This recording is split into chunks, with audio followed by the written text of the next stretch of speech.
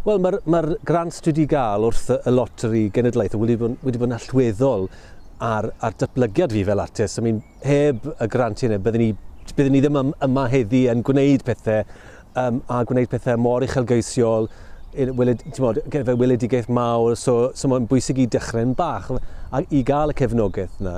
So, mae'n hollol allweddol, hollol bwysig. A y tro cyntaf ges i arian o'r loteri oedd ar gyfer prosiect enw The House Project in 2003, lle ni cymryd dros gweithio fe awdur o Canada, gwahodd artistiaid i ymateb i'r testyn oedd ar y wal, ar y lloriau, ar y drysau.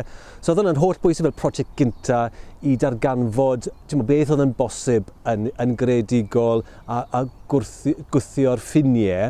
A wedyn, oedd hwnna'n paratoi fi wedyn ar gyfer gwneud prosiectau mawr fel un o'r prosiectau mwyaf fi yw Adain Avion.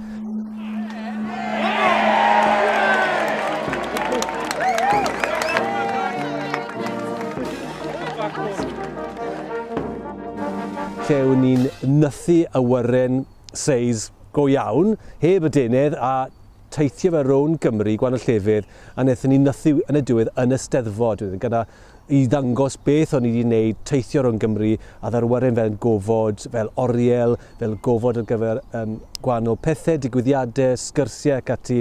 So, a oedd hwnna'n prosiect mawr efo, fel lot o arian, ond wrth gwrs hebddo hwnna, byddwn ni byth gallu gwneud o. Oedd e'n rhan bwysig o'r dathliad yr gwyl Olympics hefyd, so oedd e'n cyhyn â hwnna.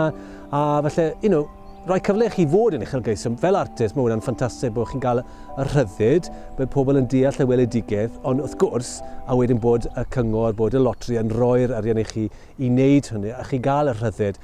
A mae'n, dyw ddim yn aml iawn bod chi'n fel artist yn cael cyfle i gweithio ar prosiect am 2 flynedd, a felly mae hwnna, fel artist, yn ffantastig i chi gael jyst breuddwydio a wrth gwrs trio pethau mas a wedyn i cael lot o bobl i gymryd rhan, felly mae'n ffantastig i gael y cyfle yna, so dwi'n wir mor falch bod fi wedi gael y cefnogaeth yna.